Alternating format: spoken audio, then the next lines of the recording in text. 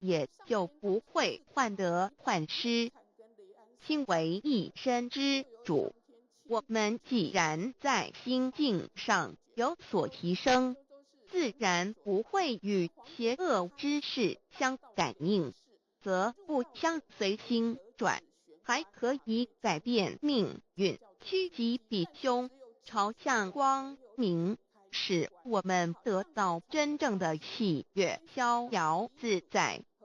二堕地难自有人类文明以来，道的真义便代代单传独授，其没落贯穿了早期的主要文明，如中国、印度等。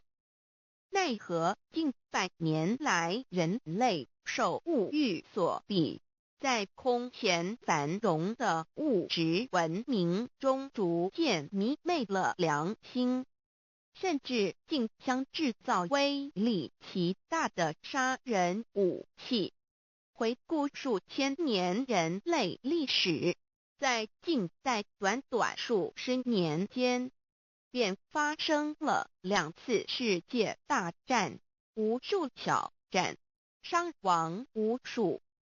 滥用科技文明，同时也损害了自然环境，造成大气臭氧层之破坏，全球性气候的改变，人心之变，干造了天灾人祸连连。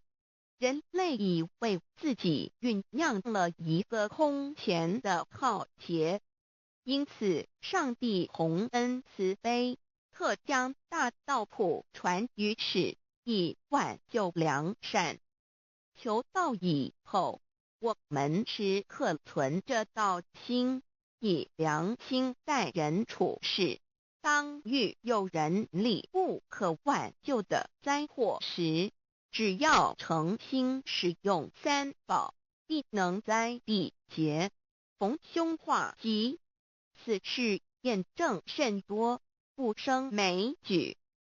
3超生了4人生，有如一段苦乐相参的旅程，遭受生存竞争、衰老、病痛、死亡等困苦，人皆难免。而人间种种欢乐，又往往是短暂易变的。尤其当旅程结束时，终究成空，归宿渺茫，更不禁令人凄毒怅惘。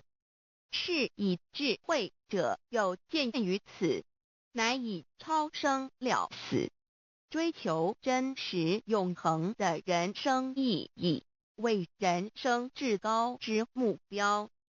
古代先修后的，因此古人为求超生了死，尽毕生之力，苦修苦行，仍难以访得名师，达成心愿。如今大道谱传，先道后修，在求道过程中，天命名师一指，开启了我们通天正门，先赋予超生了死的保障。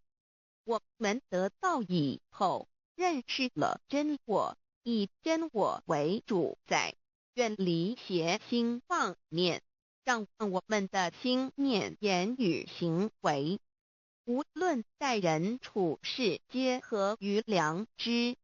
100年之后，真我灵性自然返回故家乡，永享平安喜乐。4成圣成贤求道，也就是为我们种下一个成圣成贤的正因道种。只要我